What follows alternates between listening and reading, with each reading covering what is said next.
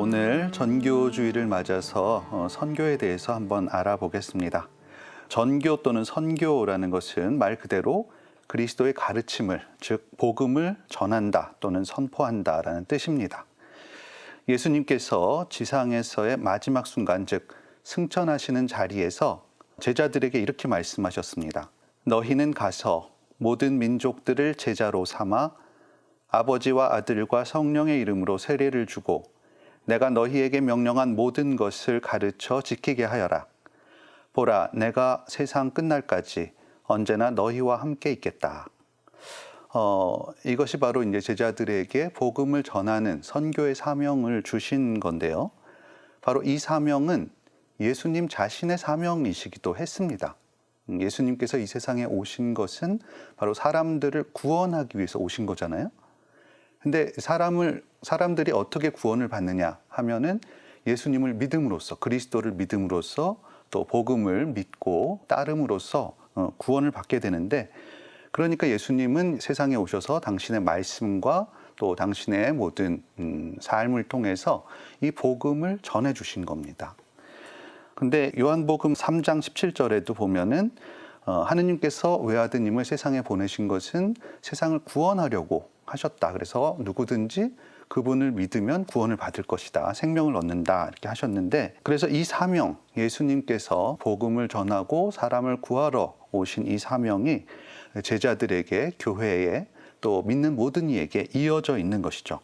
그래서 우리가 보통 생각하기에 선교라는 것, 전교라는 것이 교회가 하는 어떤 여러 가지 일 중에 하나라고 생각할 수가 있는데, 또는 교회를 이렇게 좀 불리고 세를 불리고 교회가 살아가기 위해서 이제 선교를 하고 전교를 한다 이렇게 생각할 수 있는데, 사실은 거꾸로입니다. 바로 이 선교를 하기 위해서 신앙을 전하고 또 생명을 전하기 위해서 교회가 있는 것이죠. 어떻게 보면은 이 선교라는 것은 교회의 유일한 사명이자 존재 이유다라고 할 수 있습니다. 그렇기 때문에 선교라는 사명은 다른 어떤 것과도 바꿀 수가 없는 것인데요. 이것은 예수님께서 우리에게 주신 계명, 즉 이웃 사랑의 실천이기도 합니다. 예수님께서 우리에게 새 계명을 주셨는데 서로 사랑하라는 계명이었잖아요. 하느님을 사랑하고 이웃을 사랑하는 것이 모든 계명보다 더 중요하다 이렇게 하셨는데, 하느님께서는 우리를 사랑하시기 때문에 우리를 구원하시려고 예수님 보내셨죠. 그리고 예수님께서는 우리를 사랑하시기 때문에 이 복음을 통해서 당신의 삶과 죽음과 부활을 통해서 우리를 구원하려고 하셨죠. 그래서 복음을 전하고 우리에게 생명을 주시고 이 모든 것이 사랑으로부터 시작됐다는 겁니다. 그래서 우리가 예수님의 사명을 우리의 사명으로 이어받아서 다른 이들에게 이 생명의 복음을 전해주는 것은 바로 이 이웃사랑의 가장 큰 실천이라고 할 수 있죠. 우리가 가진 가장 좋은 것을 남에게 전해주는 것이기 때문에 사도들을 봐도 그렇고 선교사들을 봐도 그렇고 목숨을 걸고 이 복음을 전한다는 것, 예수님께서도 우리를 위해서 목숨을 바치셨는데 똑같이 사도들도 우리를 위해서 우리에게 그 복음을 전해주고 생명을 전해주기 위해서 목숨을 바쳤다는 것이고요. 그 이후에 많은 신앙인들, 교회의 어떤 선교사들, 이분들이 많은 단계에서 목숨을 바치셨어요. 우리 이 조선에까지 신앙이 전해오기까지도 그랬고, 조선에서 신앙이 전해지는데 그때 선교사들도 그랬고, 또 우리 선조들도 그랬고, 목숨을 바쳐서 이 믿음을 전해주셨다는 것입니다. 사도행전에 보면 예수님 승천 장면에서 예수님 이렇게 말씀하셔요. 성령께서 너희에게 내리시면 너희는 힘을 받아 땅 끝에 이르기까지 나의 증인이 될 것이다. 사실 예수님께서 이제 부활하신 다음에 40일 동안 이제 제자들에게 나타나시고 그다음에 이제 승천을 하시는데, 승천을 하실 때 복음을 전하라는 사명을 주셨는데 사도들이 바로 나가서 신앙을 전하지 못했어요. 여기 나오는 대로 성령을 받아서 정말 성령의 힘으로, 그 힘이 뭐냐 하면 자기 목숨을 바칠 수 있는 용기였습니다. 왜냐하면 예수님 처형한 로마 병사들과 또 교회 지도자들이 버젓이 세력을 쥐고 있는데 거기 나가서 예수 그리스도를 전한다는 것은 죽여달라는 얘기밖에 안 되잖아요. 근데 그걸 실제로 할 수 있었던 것이 바로 성령의 작용이고, 아까 또 예수님께서도 세상 끝날까지 너희와 함께 있겠다. 성령을 통해서 예수님도 함께 그 사명을 같이 하셨던 겁니다. 그래서 이 사도들은 땅 끝에 이르기까지 이 말을 그대로 이렇게 실천을 하셨어요. 산티아고, 스페인 이베리아 반도의 끝에잖아요. 거의 끝에까지. 또 토마 사도는 인도. 당시로 봐서는 정말 거기도 이제 끝이죠. 그 외에 다른 사도들도 정말 전승에 의하면 정말 여기저기 정말 말도 안 통하고, 사실 누가 반겨줬겠어요. 생전 처음 듣는 얘기를 와서 하는데 내가 먹고 입고 할 거를 다 싸갖고 간 것도 아니고 위험 속에서, 가난 속에서 뭐 그냥 예수님 말씀대로 목숨을 걸고 이렇게 전하셨던 것입니다. 그래서 이분들은 결국은 뭐 다 박해 속에서 이제 순교하시고, 그러면서도 그 모든 고난을 복음을 위해서 이 고난을 받는다는 것, 그것이 바로 예수님의 뒤를 따른다는 것이었기 때문에 굉장히 기뻐했어요. 처음에 이제 선교라는 건 그런 거였습니다. 정말 교회가 굉장히 약자인 상태에서 복음만 갖고 찾아가는 거예요. 그 사람들은 뭐냐면, 저 사람들은 왜 저럴까? 그거 자체가 놀랍기 때문에 귀를 기울이게 되고, 또 바오로 사도가 말씀하셨듯이 그 사람들한테 모든 것을 맞춰줬습니다. 나는 자유인이지만 종처럼 되었고, 율법을 따르지 않아도 되지만 또 따르는 사람처럼 모든 것을 그 사람들에게 맞춘 거예요. 내가 진리를 갖고 있으니까 무조건 내 말을 들어라, 이게 아니라 정말 그런 식으로 선교를 했습니다. 우리 민족 복음화 과정에서도 그렇죠. 와서 정말 이 사람들이 어떻게 살고 있고 어떤 생각을 하고 있고 이 사람들에게 어떻게 이 생명의 복음을 전할 것인가, 이런 식으로 그야말로 목숨을 걸고, 목지기부터 정말 형리까지, 저 사람들이 정말 뭐 때문에 이렇게까지 할까, 귀를 기울였던 것이죠. 근데 거기에 비해서 또 그리스도교 이제 교세가 좀 커지고 세속적 권력과 또 연관되면서 때로는 이제 군사적인 힘이나 경제적을 앞세워서 약한 나라들을 식민화하는데 선교사들이 협력했다, 이런 비판도 사실 있어요. 하지만 적어도 목숨을 걸고 영원한 생명을 전하해 주려고 했던 그 순수한 동기는 변함이 없었다고 생각이 됩니다. 그리고 지금 이 순간 다양한 문화와 사상을 바탕으로 하는 종교들이 공존하는 이 현대 다원주의 사회 안에서 선교는 어떻게 돼야 되느냐? 다시 옛날로 돌아가야 될 것 같아요.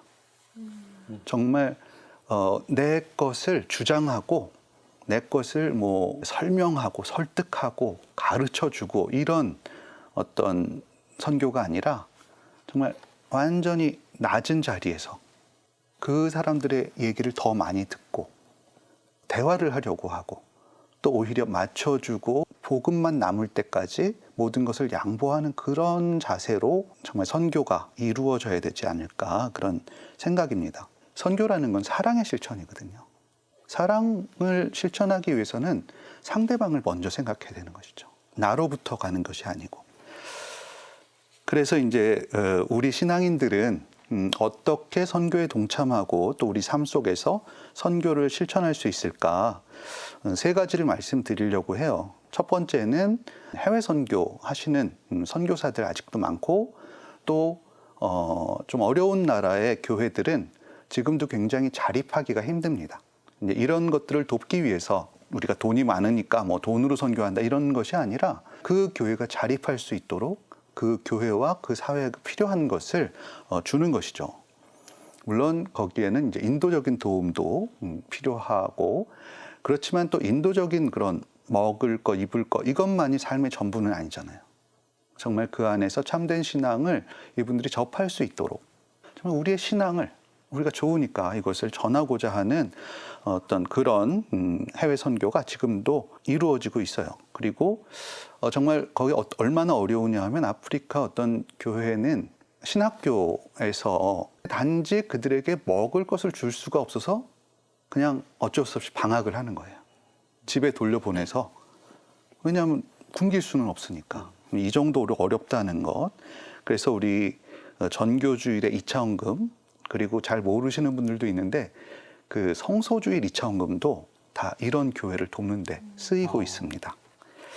예, 그리고 둘째로 우리 자신들이 삶 속에서 복음을 전하는 방법은 무엇이 있을까?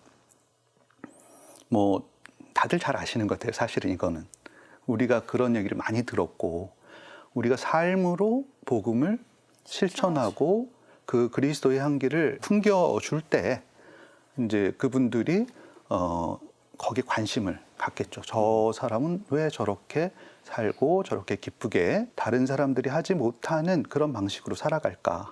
근데 그것이 참 부족한 것 같아요. 아까 전교가 교회의 어떤 일의 일부가 아니다라고 말씀드린 것처럼, 어떻게 보면 우리 삶에 있어서 신앙이라는 것이 어떤 부록이나 어떤 문화적인 활동 이런 건 아니잖아요.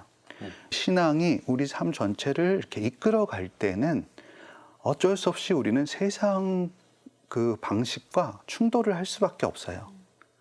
우리가 그렇다고 해서 어떤 뭐 이렇게 분노나 뭐 이런 걸 가지고 하는 것이 아니라 정말 겸손하고 정말 그런 태도로 이 세상의 것과 싸워서 다른 모습을 보여줄 때, 우리 선교사들 또 순교자들이 그랬듯이 이런 것들을 보여줄 때 저절로 전교가 이루어지지 않을까. 그래서 전교는 사랑의 실천이라고 했잖아요. 고린도 전서 이렇게 보면은 사랑은 참고 기다리고 친절하고 성을 내지도 앙심을 품지도 않습니다. 그리고 불의에 기뻐하지 않고 진실을 두고 함께 기뻐합니다. 모든 것을 덮어주고 모든 것을 믿으며 모든 것을 바라고 모든 것을 견디어냅니다. 이것이 바로 우리가 선교하는 방법인 것 같아요. 그래서 보면은 이제 선교 잘하시는 분들이 있어요. 가끔 보면. 근데 그런 분들은 보면 굉장히 마음이 따뜻하고 이렇게 공감을 잘 하고 그런 거예요. 뭐 말을 잘하거나 뭐 무슨 겉이 화려하거나 그래서가 아니라, 그래서 어쨌든 우리가 예수 그리스도의 그 복음 선포, 그것을 우리 사명으로 갖고 있다면 바로 이런 마음가짐으로 사람들을 만나고 살아가야 되지 않을까 이렇게 생각합니다. 그리고 마지막으로 그 우리 삶도 중요한데 그 이전에 우리 신앙에 대해서 잘 알고 설명할 수 있어야 되겠죠. 사실 우리가 신앙에 대해서 알고 있는 것들이 업데이트가 되지 않으면, 그게 바뀌어서 업데이트가 아니라 우리가 자꾸 잊어먹기도 하고 그냥 우리 나름대로 이것을 자꾸 변형시키는 경우가 있어요. 그냥 우리 생각에 맞게. 그래서 정확히 알지 못하면 사실 전할 수가 없고 자신감도 없죠. 그리고 가족들에게, 아까도 가족들한테 전하는 게 정말 어렵다고 하셨는데, 가족들에게 또 특히 자녀에게 또 이웃 친척 친구들에게 이것을 전하기 위해서는 뭔가 정확하게 알고 또 거기에 대한 확신이 있어야 돼요. 근데 그게 많은 지식을 뜻하는 것은 아닙니다. 복음 말씀에 사실 다 있거든요. 이것을 조금 더 깊이 묵상하고 내 삶과 연결시킬 때 이것이 이제 나의 것이 되겠죠. 나의 것이 된 이 신앙을 정말 기쁘게 내가 사랑하는 사람들에게 전하는 것, 이것이 바로 우리가 해야 될 선교인 것 같습니다. 구체적인 것은 사실은 우리가 더 잘 찾아낼 수 있을 것 같아요. 특히 프란치스코 교황님께서 창의적이 되어야 된다는 말씀을 많이 하십니다. 창의적이 된다는 것은 우선 기본적인 것에 충실하면서도 우리 삶에 이것을 끊임없이 연결시키려고 하는 그 관심이 있어야 되는 것 같아요. 이웃에 대한 관심도 필요하고 또 공감도 필요하고, 이 모든 것이 바로 우리가 예수 그리스도의 정말 사명을, 생명을 전해주고 모든 일을 사랑하는 그 사명을 이어갈 수 있는 그런 길이 되리라고 생각됩니다. 전교의 달, 또 전교주일 맞아서 우리 모두가 이 사랑의 계명, 이 사랑의 의무를 잘 실천할 수 있었으면 좋겠습니다. 예, 감사합니다.